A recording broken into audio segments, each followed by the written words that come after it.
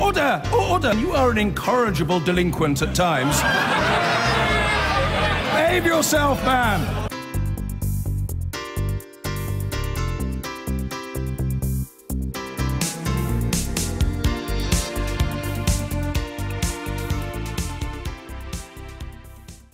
Now, house building in England is at its highest rate since 2008. But are they being built in the right places? That is the question Communities and Local Government Secretary Sajid Javid aimed to address in the Commons last week. He criticised the current system, which he claims doesn't take account of England's housing needs. The existing system for determining this simply isn't good enough. It relies on assessments commissioned by individual authorities according to their own requirements, carried out by expensive consultants using their own methodologies. The result is an opaque mishmash of different figures that are consistent only in their complexity. This piecemeal approach simply doesn't give an accurate picture of housing need across the country, nor does it impress local people who see their area taking on a huge number of new homes, while a town on the other side of the local authority boundary barely expands at all. So if we're going to get the right number of homes built in the right places, we need an honest, open, consistent approach to assessing local housing need. And that's exactly what we're publishing today. Community Secretary Sajid Javid there. Well, under the new rules, areas of England where house prices are 4 times the average income could be asked to increase current house building plans by up to 40%. London and the South East will be under the most pressure to plan more houses, whilst some areas, including Blackpool, Birmingham and Copeland, will be encouraged to lower their targets. Well, joining us now to discuss these new plans is property developer and presenter Sarah Beanie. Welcome to the programme. Do you think it's the right way to go, the government pressurising local authorities to increase house building in those more expensive areas? In short, no, I don't actually, because I think that the problem there's such a concentration in the South East, and actually there are lots of houses that are affordable in this country. It's just that there isn't the jobs and isn't the infrastructure to get there and back. What we really need to look at is a much less short-term solution.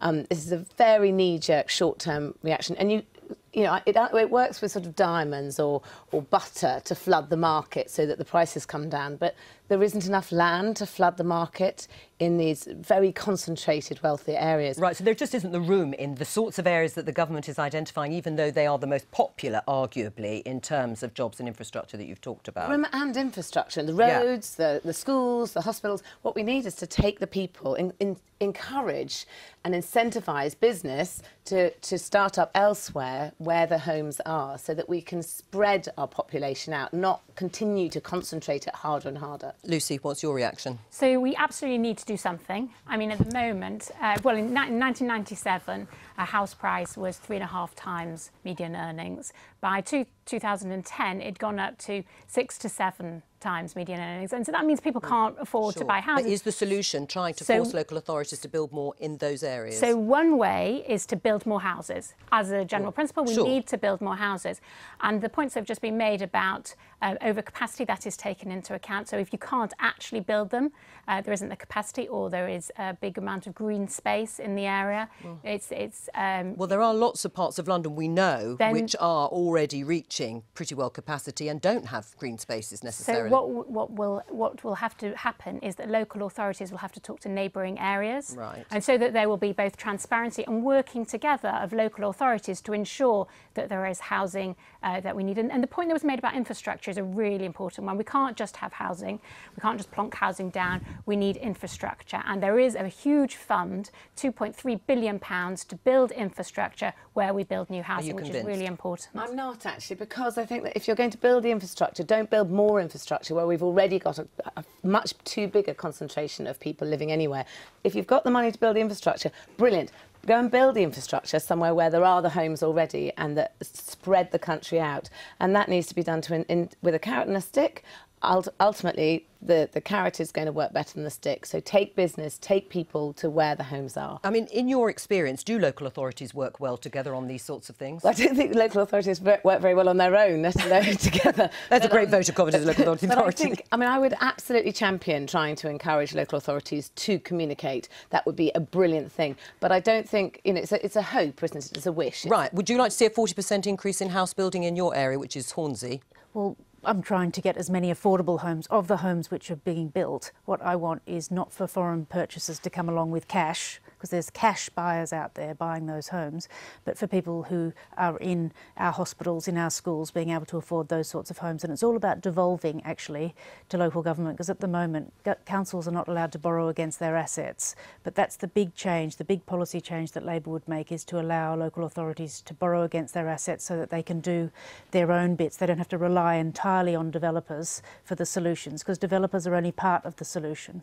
And actually, I would argue that developers aren't actually, they are a very small part, but actually this is about education, this is about aspiration, this is about educating people so that they end up wanting jobs, not just to get to university, because what happens at the end of university? What are they going to go and do after that? We need to invest in infrastructure, in technology, and invest in travel to get us to the different parts. There's no lack of aspiration to own a home. I represent an area in Cambridgeshire. Cambridge is a hive of activity, biotech, science, really a net contributor to the Treasury. And it's important that those local authorities in Cambridgeshire need to work together to ensure that housing and infrastructure is built not necessarily in Cambridge itself, but beyond Cambridge, so that we can serve the market and the jobs in Cambridge and elsewhere. So that is important, but I do think that those local authorities need to work together to achieve that, and more house building is important. But would you agree that it's not quite as simple as build more houses, all the house prices come down? Isn't that brilliant?